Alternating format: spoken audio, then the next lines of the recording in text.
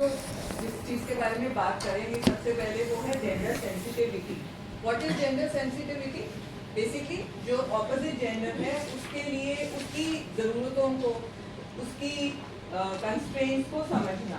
अभी आप लोगों ने वीडियो देखी, ऐसे जो बायसेस हैं कि लड़का है तो वो मैथ्स में अच्छा होगा, लड़की है तो वो इंग्लिश में अच्छी होगी, लड़का है तो माउंटेनियरिंग करेगा, लड़की है तो डांस और म्यूजिक करेगी। इस तरीके के बायसेस हमारी सोसाइटी में बहुत समय से हैं। शायद कुछ कम हुए हों पर अभी भी हैं। I think most of us will agree with that. So इससे पहले कि हम आगे जाएं, सबसे पहले मैं आप सबसे एक सवाल पूछूंगी कि what is the difference between sex and gender? कोई भी आंसर कर सकता है? Yes.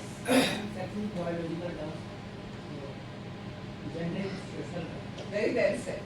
Sex is your biological attributes जिसके साथ हम पैदा हुए हैं, एंड जेंडर इज बेसिकली वो रोल्स जो हमें सोसाइटी ने असाइन कर दी है। मदर है तो घर पे बच्चों का ध्यान रखेगी, कुकिंग देखेगी, घर संभालेगी। Father will go out and get the vegetables, will do all the other chores of the house. So gender और sex में ये difference रहता है। और जो ये session है, besides teaching you all about prevention of sexual harassment at workplace, it is also to sensitize you all about the gender biases and the gender specific needs in the organization. क्या है कि इन biases के चलते हम अपने organisation में कितना भी अच्छा एनवायरनमेंट क्यों ना दे सबको, मेल्स फीमेल्स को, लेकिन when we step out of Reserve Bank of India, do we have any control? We don't have any control. अब योर विमेन कलीग अगर वो रात को 8 बजे ऑफिस से बाहर जाएगी, उसके लिए ऑर्गेनाइजेशन के कुछ स्पेसिफिक कंस्ट्रेंट्स होंगे, जैसा कि आपको पता होगा कि beyond a certain working hours, जो अगर कोई लेडी को ऑफिस में रुकना पड़ता है तो उसको बैंक टैक्सी भी प्रोवाइड करता है। Why? Because the society outside is biased. There is no Prevention of Sexual Harassment Act that is running on the roads. तो इन सब चीजों को देखते हुए हमारी organisation is sensitive, gender sensitive, but at the same time it treats all the employees equally. चाहे man हो, चाहे वुमन हो, लेडी एम्प्लॉई हो, मेल एम्प्लॉई हो, सबकी सेम सैलरी है, सबके लिए सेम प्रमोशन अपॉर्चुनिटीज है। So this is gender sensitivity in the organization. Now prevention of sexual harassment जो एक्ट है, मैं थोड़ा सा फास्ट जाऊंगी because there is a time constraint. There is another meeting that I have to attend. So जो prevention of sexual harassment act 2013 आया है, उसका I will just give you a little background. आप में से कोई भंवरी देवी जो एपिसोड था उससे अवेयर है? मिलेनियल्स को बिल्कुल आइडिया नहीं होगा। Anybody else you might be aware? कोई और? थोड़ा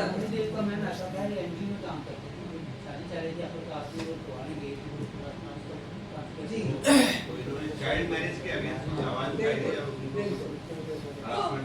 भंवरी देवी राजस्थान में एक दलित विमेन थी हैं, और उसके बाद क्या हुआ कि बचपन से ही she was a strong woman.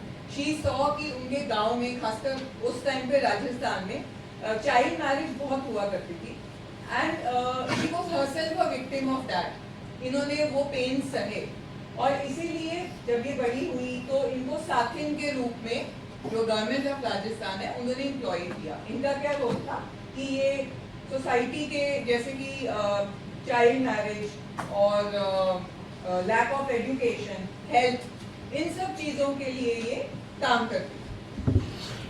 सो एक जब ये उस गांव में थी वहाँ पे, तो इनको पता चला एक गुर्जर कम्युनिटी है, वहाँ पे एक चाइल्ड मैरिज होने वाली थी। जो बच्ची थी उसकी उम्र थी 9 महीने, 9 months। She was in the cradle.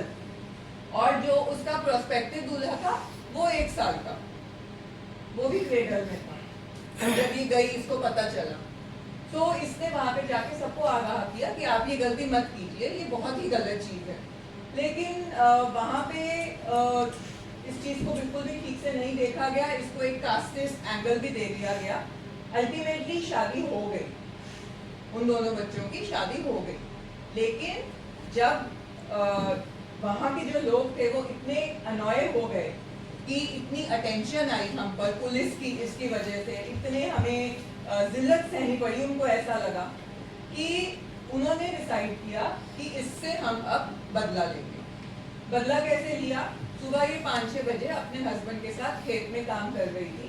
She was gang raped by 6 people from the Gujar community and over there वहाँ पे इसके हस्बैंड को मारकर साइड पे फेंक दिया गया ऑलमोस्ट अधमरी हालत में। उसके बाद ये वहीं से हिम्मत करके जाके इसने कोशिश की 10 किलोमीटर दूर जाके, राजस्थान में डिस्टेंसेस बहुत ज़्यादा हैं, 10 किलोमीटर दूर जो एक पुलिस स्टेशन था, थाना था, वहाँ जाके कंप्लेंट बुक करने की। तो वहाँ पे वो बोले हमारी जुरिस्डिक्शन में नहीं है, आप कहीं और जाइए। तो वहाँ पर अपने फटे कपड़ों में खून से सने अपने पति के ही साफे को बांधकर वो दूसरी जगह गई और तब तक बिकॉज मेडिकल एविडेंस है, बायोलॉजिकल एविडेंस है, वो डिस्ट्रॉय होने लग गई। वहाँ पे कोई विमेन नहीं थी जो इसका मेडिकल टेस्ट कर सके। और उसके बाद जब ये सब एविडेंस वगैरह सबमिट हुई तो lot of political support the other party got and she was totally sideline. और 6 जज बदले गए, सबने यही बोला, सब चुप रहे, किसी ने कोई जजमेंट नहीं दी। 5 जज। 6ठा जज जब आया तो उसने ये स्टेटमेंट दी कि ये हो ही नहीं सकता, this is a wrong case. Reasons, पहला, ऐसा हो ही, जो वो गैंग रेप हुई थी उसमें एक चाचा भतीजा थे, ऐसा हो ही नहीं सकता कि भतीजा अपने बुजुर्ग के सामने किसी का रेप करे। दूसरा, ऐसा हो ही नहीं सकता कि एक पति के होते हुए एक महिला का रेप किया जाए और पति जिंदा रह जाए। These were the arguments that were given. Obviously there was lot of turmoil in the whole country और बहुत सारे NGOs ने इसको प्रोटेस्ट किया। वो एक बेंच बन गया, विशाखा नाम के NGO के पीछे सब लोग रैली किए और फिर जाके आई विशाखा जजमेंट। इसमें this was the first time that sexual harassment at workplace was addressed. Sexual harassment is a form of discrimination against women. It violates constitutional right to equality, shifting accountability from individuals to institutions, prioritizing prevention and provision of an innovative redress mechanism, and provided guidelines to address the issue. तो unfortunately हमारे देश में जब भी इस तरीके की guideline आती है तो हम देखते हैं कि उसके पीछे कुछ ना कुछ बहुत ही खराब इंसिडेंट हुआ होता है। 2013 का जो पॉश एक्ट आया था जिसके बारे में अभी हम जानेंगे, आप सबको पता होगा 2012 में क्या हुआ, निर्भया कांड हुआ। और अभी कुछ महीने पहले आरजी का जो वो इंस्टीट्यूट था कोलकाता में, वहाँ क्या हुआ। तो ये जो जजमेंट है, ये मतलब जो ये पॉश एक्ट है, ये यहाँ से चलते चलते चलते आज जो पहुँचा है इसमें अपडेशन होती जा रही है और अब ये बहुत और इनकम्पसिंग बन गया है। डिफरेंट सिचुएशंस, हर पॉसिबल सिचुएशन में है। अभी आप देखेंगे जैसे जैसे हम आगे जाएंगे, इसको हम डिटेल में आगे डिस्कस करेंगे। इस एक्ट में सबसे इम्पोर्टेंट चीज थी जो अकाउंटेबिलिटी थी सेक्सुअल हरासमेंट को प्रूव करने की, वो इंडिविजुअल की जगह इंस्टीट्यूशन पर आ गई। बहुत फर्क होता है, when it is on the individual, the person has to hire a lawyer। और बहुत केसेस में ना तो विक्टिम के पास इतना पैसा होता है और ना ही इतनी शक्ति बची होती है कि वो इन चीज़ों को आगे लेके जाए। तो वहाँ पे इंस्टीट्यूशन की रिस्पॉन्सिबिलिटी बनाई गई। Violation of women's right to equality, life and liberty, eliminating insecure hostile environment. आप सबके बहन हो, दोस्त हो, कलीग हो, हम सब चाहेंगे कि हमारी बच्चियां, हमारी बहनें ऐसे एनवायरनमेंट में जाएं जहां पे उनको सेफ्टी मिले। And as an employer, besides giving that safety, don't you think we all want that our organization should be productive? Productivity कब आएगी? When there is safety, when there is a positive atmosphere. तो इस तरीके के जो acts हैं ये उसी चीज के लिए एम करते हैं। Adversely affects social economic empowerment of women. It is civil remedy to women in addition to other laws in force. इस चीज पे ध्यान दीजिए कि ये सिर्फ एक सिविल रेमेडी है, इसके अलावा आईपीसी एक्ट के अंदर ऐसे कई प्रोविजन है जिनका यूज किया जा सकता है against the case of sexual harassment. तो ये जो एक्ट आया था 2013 में, ये फंडामेंटल राइट्स के ऊपर बेस्ड है। All of you might be knowing fundamental rights के बारे में। सो equality before law, equal protection of law, article 15, that is, it secures the citizens from every sort of discrimination by the state, including discrimination on the basis of sex. तो कोई भी public sector job हो, सबको, चाहे वो mails हो चाहे females हो, सबको बराबर सैलरी ही मिलती है। You cannot discriminate on the basis of a person's sex. Then Article 21, no person shall be deprived of his life or personal liberty except according to procedure established by law. What is, when can the state deprive you of your life or personal liberty? Sorry? Emergency. In cases of emergency, right? और उसमें भी कुछ ऐसी चीजें होती हैं जिनको violet नहीं किया जा सकता। तो ये जो आर्टिकल है, इसको सबसे ज्यादा इंटरप्रिटेशन मिली, और जो ये एक्ट है इसके ये 3 बेसिक पिलर्स हैं। First is prevention. Prevention is always better than cure is something that we all have been hearing from our childhood. और ये जो इस तरीके की वर्कशॉप्स हैं, इसमें हम सबको बताकर ऐसे केसेस को अवॉइड करने की कोशिश कर रहे हैं, क्योंकि for the women it is important that you should know about this act. For the main it is important so that you should know what is officially accepted behaviour.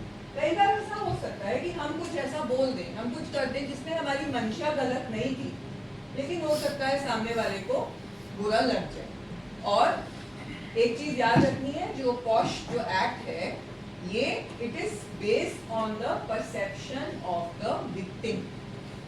Supreme court ने ये बार बार कहा है, आपकी कुछ भी मंशा नहीं हो, लेकिन अगर विक्टिम को लगा है कि हरासमेंट हुई है, then the victim will be given a fair chance in the court of law. तो इसीलिए प्रिवेंशन का तरीका क्या है, सेशन में बताना क्या सही है, क्या नहीं है, क्या प्रोविजंस है और क्या कंस्ट्रेंट्स है। प्रोहिबिट, तो इसके पीछे जब हम लीगल बैकग्राउंड दे देते हैं तो उसको प्रोहिबिशन बोलते हैं। और तीसरा है how to redress the complaints. किसी कंडीशन से, किसी कारण से अगर प्रिवेंट या प्रोहिबिट नहीं कर पा रहे हैं तो इवेंचुअली कंप्लेंट को हम कैसे डील करें। So salient features of the act. सबसे पहले व्हाट इज वर्कप्लेस, ये आगे आएगा। Sexual harassment, agreed women, perception matters, जो मैं भी आपको बता रही थी, ये 2010 की जजमेंट है सुप्रीम कोर्ट की। उसमें उन्होंने बोला था वेदर और not harassment occurs depends on the victims perspective. Internal Complaints Committee at each office or branch with 10 or more employees. तो जहाँ पे 10 से ऊपर एम्प्लॉइज होंगे वहाँ पे आईसीसी कॉन्स्टिट्यूट की जाती है। अभी दिसंबर 6 को एक आर्टिकल था न्यूज़पेपर में कि ये कब से एक्ट है, और उसके बावजूद इट वाज शॉकिंग टू सी कि अभी तक पब्लिक सेक्टर ऑर्गेनाइजेशन में भी ऐसी बहुत ऑर्गेनाइजेशन हैं जहाँ पे आईसीसी कॉन्स्टिट्यूटेड नहीं है, और प्राइवेट में तो और भी ज़्यादा है। आरबीआई ने ये कमेटी शुरू से गठित की हुई है। Employers to conduct education and sensitization programs. That is why this is a part of your induction program. Committee to complete inquiry within 90 days.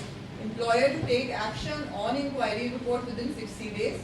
It is a confidential inquiry process. अगर कोई भी जो इंक्वायरी में involve है वो victim का नाम या इंसिडेंट के बारे में कुछ भी इंफॉर्मेशन लीक करता है, उसको 5,000 की पेनल्टी होगी। The level of confidentiality has been maintained through such kind of cases not being covered under Right to Information Act also. ये RTI में कवर नहीं हो सकते, आप इसके बेस पर इंफॉर्मेशन नहीं मांग सकते। Safeguards against false or malicious charges, we will come to that, very important clause. And government can order an officer to inspect workplace. So workplace क्या होता है? कोविड के बाद ये चीज तो हम सबको क्लियर है कि वर्कप्लेस जो है वो सिर्फ आपका ऑफिस नहीं है, चार दीवारी नहीं है। It can be your own house, wherever you are having a meeting. RBMA. It can be a training that you go to. It can be a meeting that you are attending. So it covers organized, unorganized sector, all sorts of organizations. Office parties. अगर आपकी office कोई party conduct करती है और आप वहाँ जाते हैं और आप सोचते हैं कि वहाँ पे इसकी क्या प्रोविजन है and you are a victim, yes, you are very much protected under this act. Staff colonies. Colonies में हम सब रहते हैं, but it is given by the employer, so yes, it is applicable over there. Off-site, outbound trainings, official sports, client meetings, training sessions, travel for office purpose. मेरे पिछले session में एक question किसी ने रेज किया, बहुत ही वैलिड क्वेश्चन था कि अगर सपोज हमारी लेडी एम्प्लॉई प्लेन में जा रही है एंड वहाँ पे जैसा आपने पढ़ा होगा आजकल बड़े अग्रेशन के और हरासमेंट के केसेस बढ़ते जा रहे हैं इवन इन एयर, तो वहाँ पर अगर उसके साथ कुछ ऐसा इंसिडेंट हो जाए तो क्या वो कवर्ड है पॉश के अंदर? तो it so happened in that session there was a professional from an NGO, so that lady said that's a very valid point and we will take it up. So उसके ऊपर काम चल रहा है. In all likelihood that will also be included. But as of now that is a grey area. Any place where one visits in the course of employment including transportation if provided by the employer, online workspace. Very important. Covid के बाद आगे आपको बताया जाएगा, right, what are the do's and don'ts for working in online workspace. So, किस तरीके से होती है? More or less all of us are aware. Quid pro quo, तुम मेरे लिए ये करो, मैं तुम्हारे लिए वो करूँगा. तुम मेरे को ये फेवर दो तो मैं तुम्हें प्रमोशन दूंगा, या अगर तुम मेरे को ये फेवर नहीं दोगे तो मैं तुम्हारी पार्ट खराब कर दूंगा. Employed or explicit threat or detrimental treatment या खराब व्यवहार करना, interference with work और creating, intimidating और offensive. मतलब वर्क एनवायरनमेंट को इतना नेगेटिव या इतना पॉइजनस कर देना कि वहाँ पे जो विक्टिम है, जो लेडी एम्प्लॉई है, she does not feel comfortable. Humiliating treatment likely to affect her health and safety. और ये एक्सप्लेन किया हुआ है कि कैसे हो सकता है. Touching, hugging, violating physical space, stalking. तो इन चारों में से सबसे कॉमन स्टॉकिंग और लियरिंग, घूरना, जिसके बारे में अभी भी केसेस आते हैं. एक केस था, एक एम्प्लॉई थे, जैसे उनकी जो वर्क स्पेस थी उससे एक एंगल पर एक लेडी एम्प्लॉई बैठी थी and he had a habit of steering into vacuum like this. It so happened कि वो जो गर्ल थी वो उनकी लाइन ऑफ गेज में आया करती थी. She complain. तो you have to be careful. इस सेशन का यही पर्पस है कि ऑफिशियल कंडक्ट अगर हम रखेंगे तो इस तरीके की सिचुएशंस को अवॉइड किया जा सकता है. विजुअल डिस्प्लेइंग पोर्नोग्राफिक और अदर ऑफेंसिव और डेरोगेटरी पिक्चर्स, ये उसमें भी बहुत रेलेवेंट है. ऑनलाइन वर्क स्पेस में आप मीटिंग ले रहे हैं और आपके पीछे कुछ इस तरीके का पोस्टर या वीडियो लगा हुआ है, दैट कैन बी ऑब्जेक्टिव. उसके ऊपर ऑब्जेक्शन की जा सकती है. आपने ठीक से ड्रेसअप नहीं किया हुआ, चाहे आप घर से मीटिंग ले रहे हैं, that is also objectionable. It can be the boy or the girl. You have to be appropriately dressed for your online meetings. Staring, leering at female colleague, verbal, making comments about a lady's physical appearance, clothing, personal behavior.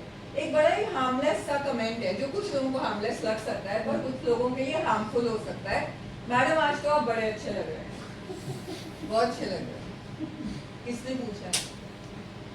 Are you comfortable with that, madam? Do you feel that she will be comfortable? She will be feeling good after getting your compliment. अगर yes, then okay.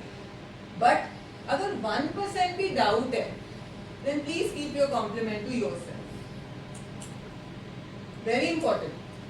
Sexual jokes or innuendos, sending emails or text messages of sexual nature, इसमें WhatsApp भी आ जाता है. और जहाँ आपने इस तरीके का कुछ भेजा तो याद रखिए आपने बीज बो दिया. It is a proof. It is a proof. WhatsApp is a proof. Please don't think it is not official communication. Right? Asking intrusive, uncomfortable questions about personal life, spreading rumors. ये भी एक तरीके का aggression है. अगर आपको किसी से वो नहीं मिला जो आप चाहते हो, उस तरीके का रिस्पॉन्स नहीं मिला, आप उसके बारे में रूमर्स फैलाने शुरू कर दीजिए टू टेक रिवेंज और to attract attention. I don't know what might be the psychology of that person. That is wrong. That lady can very well object. Very well object. Making sexist remarks. आप तो लड़की हैं, आप तो time लगाएंगी ही लगाएंगी. दो लड़कियां हैं तो टाइम लगाएंगी, ये तो बात करेंगी ही करेंगी. क्यों? लड़के बात नहीं करते. Don't make such comments. In comments के ऊपर अलग अलग टाइम पर ऑब्जेक्शन हुई है. आई डोंट वांट कि इन चीजों के लिए किसी के भी ऊपर जब ये केसेस स्टार्ट होते हैं तो सबको पता है कि it adds lot of negativity to your work space. Not just yours, आपका डिपार्टमेंट, आपका ऑफिस, विक्टिम, एवरीबडी, और for nothing. So please be careful about such question, such comments. इसमें इलस्ट्रेशन दी हुई है जो हमने बोला है उसके बारे में. आप तो मेरे बेटे जैसे हो and then you start patting. Nobody is in office for relationships. We are here for work. Everybody is here for work और सबकी अपनी फैमिली है. प्लीज कुछ भी करने से पहले एक बार श्योर हो जाएं कि हमारा एक्शन बैकफायर ना करे.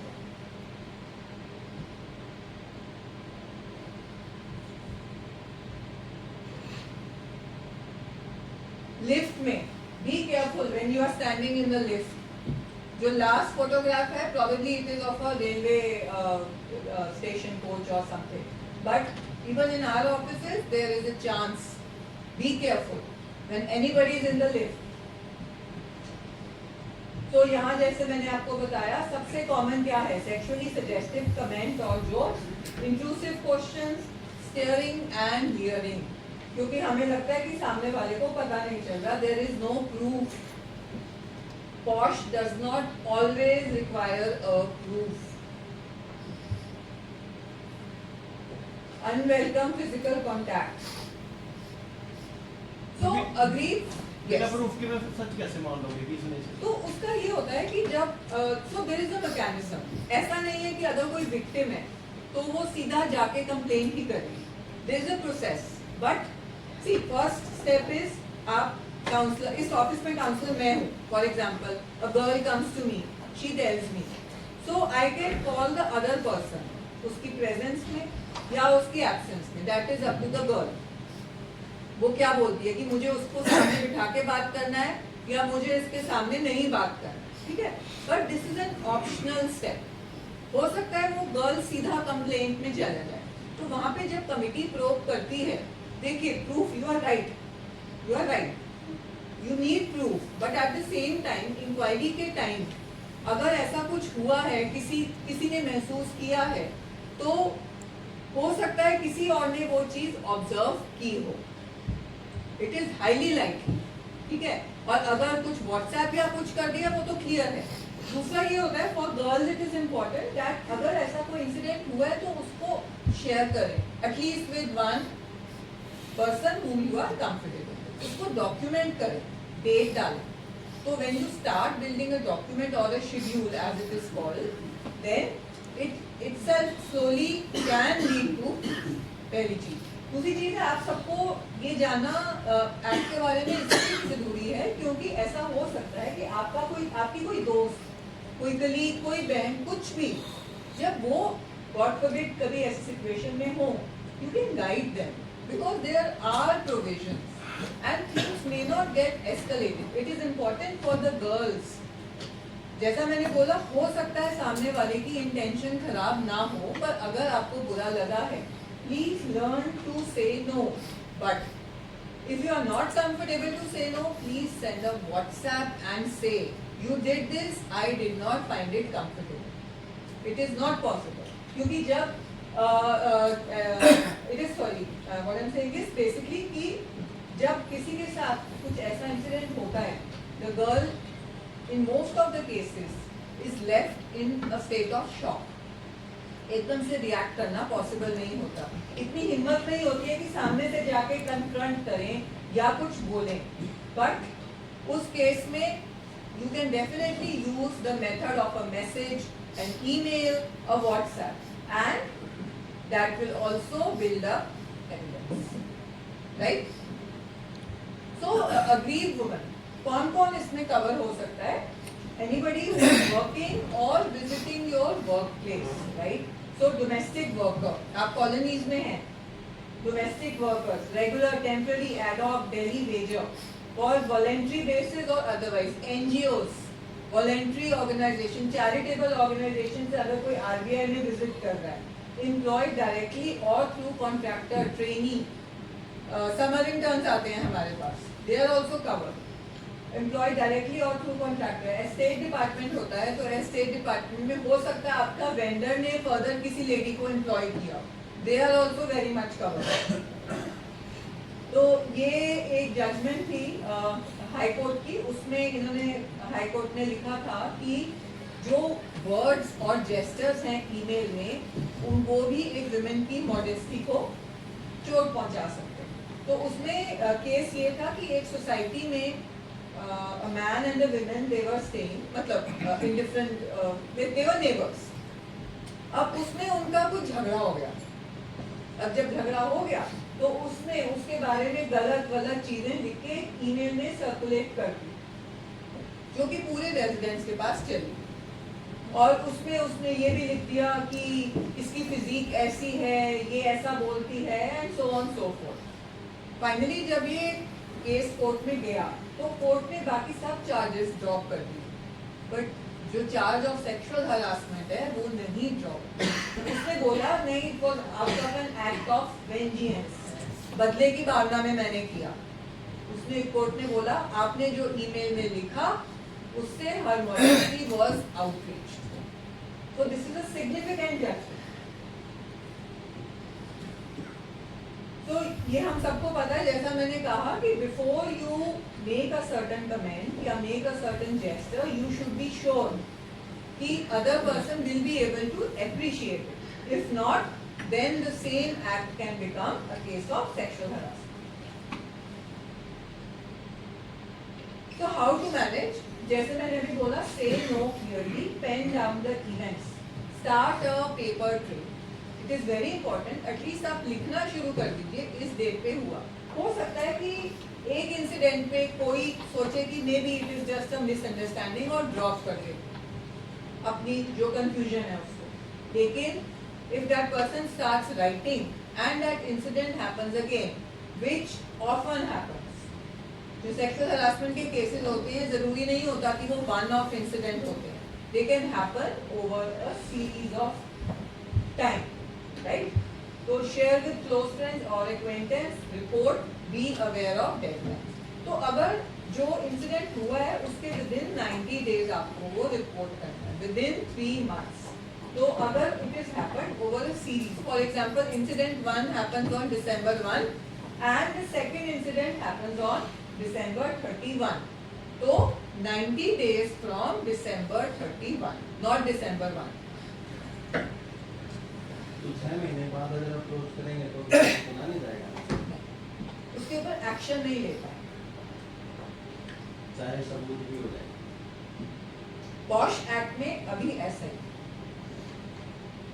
Do's and don'ts, National Commission for Women, appropriate dress code for attending online meetings. तो ये इसके बारे में हम ऑलरेडी डिस्कस कर चुके हैं. ऑर्गेनाइजेशन टू ले out clear work from home guidelines, किस टाइम पर मीटिंग्स की जा सकती हैं, किस टाइम पर नहीं की जा सकती हैं. Fix time for conducting online meetings and video calling women professionals for work. तो ऐसी बहुत ऑर्गेनाइजेशन हैं जहाँ पे अगर वीडियो कॉल करनी है, जैसे कि आरबीआई में तो खत्म हो गया, पर अभी बहुत सेक्टर्स हैं जहाँ पे वर्क फ्रॉम होम चल रहा है. Usually calls are not video calls, and if they are video calls and it is at an awkward time, तो परमिशन ली जाती है that are you comfortable with this call. Ensuring posters with derogatory remarks are not displayed in the background. Passing lewd comments during online meetings may also be considered as harassment. कई लोग जब घर पे होते हैं ऑनलाइन मीटिंग लेते हैं sometimes they slip into that comfort cycle कि अब तो मैं तो language may not be that official, कुछ गलत बोल दिया, that can also be constitute as an act of harassment. Redressal mechanism, तो एपेक्स लेवल पे कंप्लेंट्स कमिटी है जिसको कहते हैं central complaints committee at the apex level और regional complaints committee in regional offices. There is a counsellor जिनका नाम, पूरी कमिटी और काउंसलर के नाम सभी हमारे ऑफिसेस में जगह जगह डिस्प्ले किए गए हैं. विमेन वॉशरूम्स में भी डिस्प्ले किए जाते हैं. वहाँ पे एक बॉक्स भी दिया जाता है, वहाँ पे एक बॉक्स भी दिया जाता है जहाँ people can put their complaints and feel more comfortable. In fact ministry of child and women welfare का एक कंसेप्ट है शी बॉक्स. तो शी बॉक्स में जाके गवर्नमेंट ने भी ऑथराइज किया हुआ है कि वहां पे जाके भी कंप्लेंट की जा सकती है, ऑनलाइन है. देन कॉन्फिडेंशियलिटी, जो ये पूरा मैटर होता है इसको टोटली कॉन्फिडेंशियल रखा जाता है. इसके बारे में कोई भी नहीं बताता कि कौन सा इंसिडेंट था और कौन उसमें विक्टिम था और कौन अक्यूज है. The whole thing is totally confidential. Then redressal applicable, where both the complainant and defendant are RBI employees or defendant is an RBI employee, right? And act of sexual harassment is committed at the workplace. Workplace मतलब हमारी जो broad definition है. But या तो दोनों RBI में हो या at least defendant को RBI में होना जरूरी. So this is a quasi-judicial body. It has 50% representation of women. Members to hold position for up to a period of 3 years from the date of their nomination. Presiding officer is a senior lady officer at workplace. Members should not less than 2 from amongst employees who are committed to the cause of women. और इसमें NGOs भी आते हैं. Why? Because they have latest expert knowledge about it and they are thorough professionals in this field, and also because this is a totally objective phenomenon because they are external parties. Most of them are into legal fields जो NGOs आते हैं.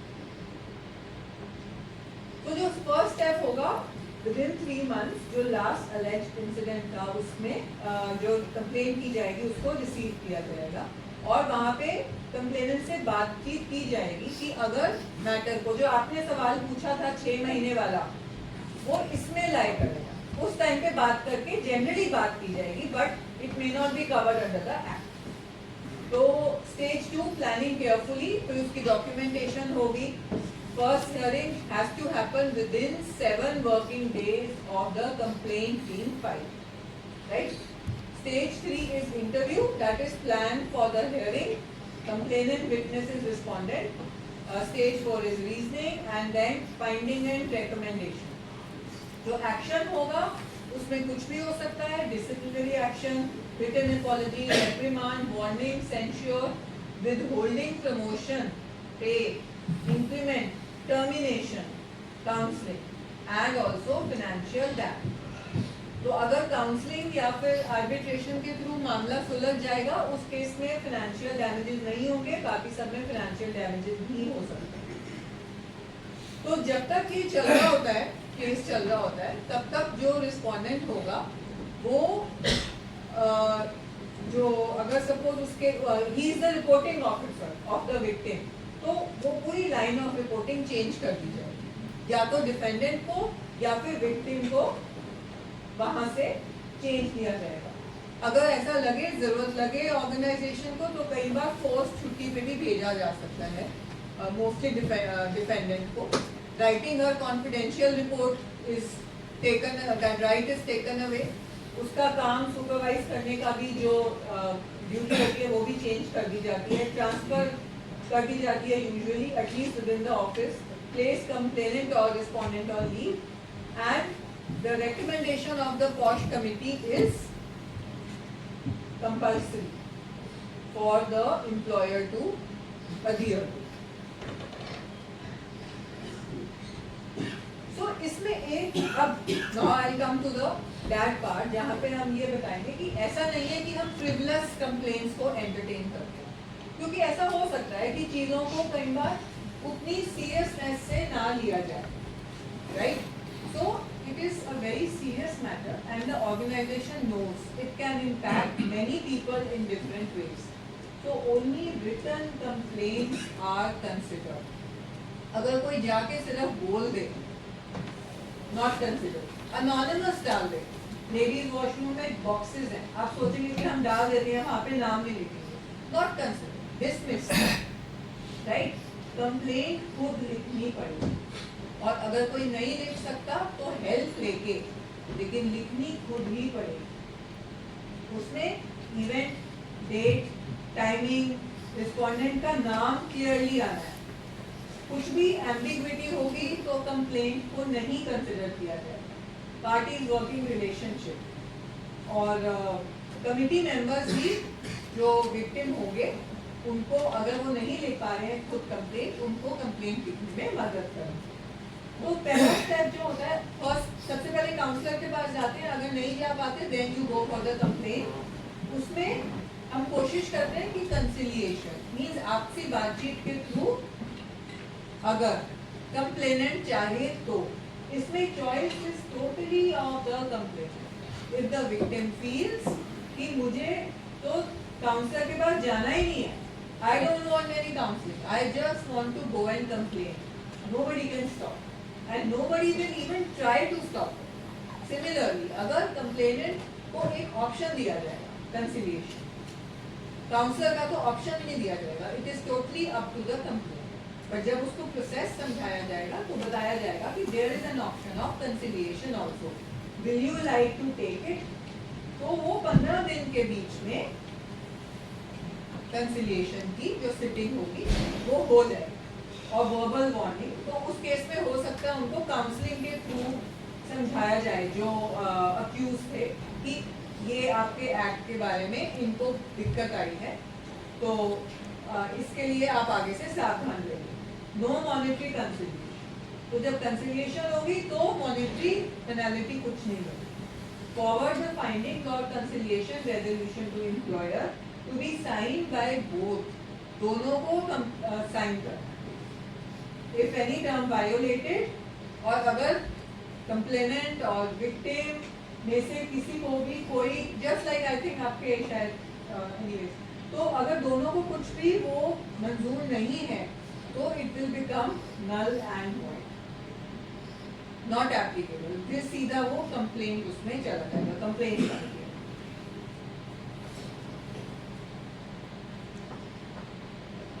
तो उसके बाद जब complaint आती है तो कमिटी कंसिडर करती है कि प्राइमा फेसी कोई केस बन भी रहा है कि नहीं, on the basis of evidence and also the submissions of the victim. और उसके बाद जब अगर चार्जेस प्रूव हो गए तो जो कंप्लेंट कमिटी है वो पेनल्टी रेकमेंड कर सकती है, treating it as a misconduct under our staff regulations. The recommendations of the complaint committee are binding on the competent authority. Disciplinary case comes to an end with the passing of the final order by the competent authority. Party not satisfied with the final order may appeal to the appellate authority as per RBI staff regulation. तो ये timeline है जिसको हमने discuss किया अभी। तो इसमें जो कंप्लेंट्स कमिटी एपलेट अथॉरिटी जो स्टाफ रेगुलेशंस के हिसाब से डिफरेंट डेजिग्नेशन हो, usually 1 level high, usually at least. Dos and don'ts for complaints committee, जब कोई कंप्लेंट सामने आती है तो इस चीज़ का ध्यान रखना है कि जो इन्वायरमेंट है वो एनेबलिंग रहे पर न्यूट्रल रहे। लाइक लास्ट स्लाइड,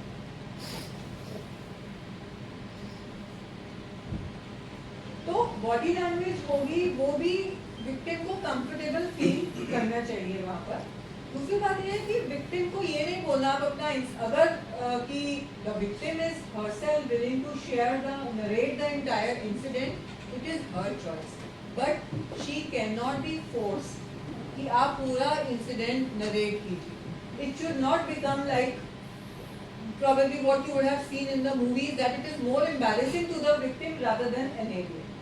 Aggressive नहीं होना है, graphic description पे बिल्कुल insist नहीं करना है, interrupt नहीं करना है, सुनना सबसे जरूरी है, and discuss the complaint in the presence of the complainant or the respondent. इसमें ये चीज बहुत important है, if the victim feels कि मुझे अपना जो ये है respondent है उसके सामने नहीं जाना है, I don't want him in front of me when I take this complaint, then she can very well exercise that choice.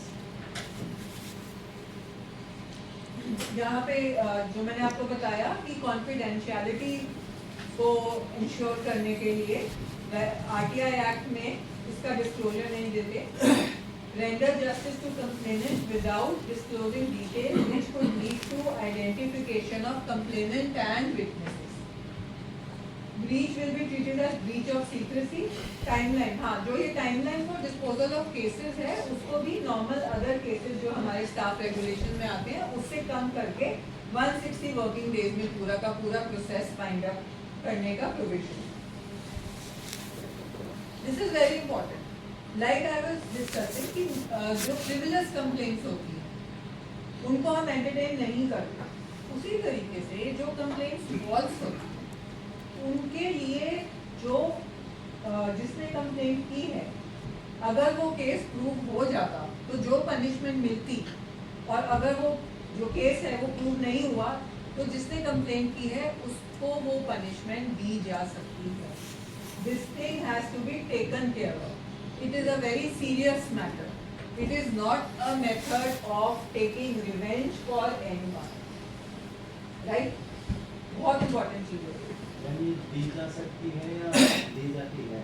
That is again a matter which is considered by the committee. तो उसके ऊपर भी फिर sittings होंगी committee. That is a decision that is taken by the committee. ये उसके ऊपर निर्भर नहीं करता जिसके खिलाफ शिकायत की गई थी. जब कंप्लेंट का को इन्वेस्टिगेट किया जाता है, it is a committee of 3 या 4 मेंबर्स, तो उस पॉइंट ऑफ टाइम पे या तो प्रूव हो जाएगी या नहीं होगी. राइट, अगर नहीं हुई तो फिर उसके आगे क्या क्या पनिशमेंट होगी, that the respective cell in HRMD will decide.